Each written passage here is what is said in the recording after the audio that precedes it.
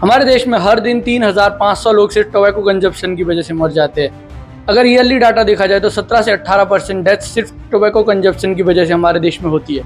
India second largest consumer है tobacco का, जिसमें से 28.6% अडल्ट है और 8.6% स्टूडेंट्स है, जो कि 13 से 15 साल के बीच के हैं। हमारे देश के लोग तंबाकू का सेवन इस प्रकार से करें कि कई सारे हाउस होल्ड में, कई सारे परिवारों में तंबाकू पर ज्यादा खर्च किया जा रहा है एजुकेशन के मुकाबले। अगर रूरल और अर्बन कंपैरिजन किया जाए, जहां पर तंबाकू पर ज्यादा खर्च किया जा रहा है एजुकेशन के मुकाबले, तो रूरल हाउस होल्ड में 3.79% ऐसे हाउस होल्ड है जो तंबाकू पर ज्यादा खर्च कर रहे हैं एजुकेशन के मुकाबले। अर्बन में देखा जाए तो 2.43% ऐसे हाउस होल्ड है जो तंबाकू पर ज्यादा खर्च कर रहे हैं बजाय एजुकेशन के। अभी बात होती है कि तंबाकू को भारत में बैन कर दिया जाना चाहिए, तो बहुत सारे लोगों का यही कहना होता है कि तंबाकू बहुत सारा जीडीपी में कंट्रीब्यूट करता है हमारे देश के, इसलिए इसको बंद नहीं किया जा सकता। ये सारी चीजें कभी भी बैन नहीं हो सकती है। लेकिन अगर आप इसका एक दूसरा पक्ष देखेंगे कि टोबैको कंजप्शन की वजह से होने वाली डेथ्स एक बहुत ही बड़ा प्रॉब्लम हमारे देश के लिए बन गया है, लेकिन दूसरी तरफ इकोनॉमिक बर्डन टोबैको कंजप्शन की वजह से कितना हो रहा है, जो लोग बीमार पड़ जा रहे हैं उनके इलाज के लिए कितना ज़्यादा खर्च हो रहा है।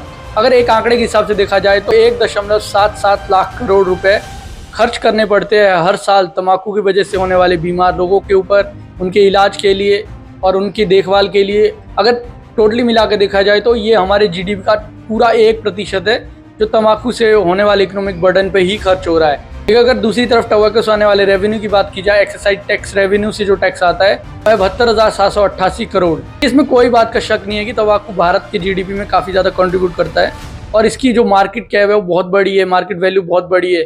अगर टोटल टोबैको इंडस्ट्री की जो इकोनॉमिक वैल्यू वो देखी जाए तो वो 11 लाख करोड़ के ऊपर है अप्रॉक्सीमेटली।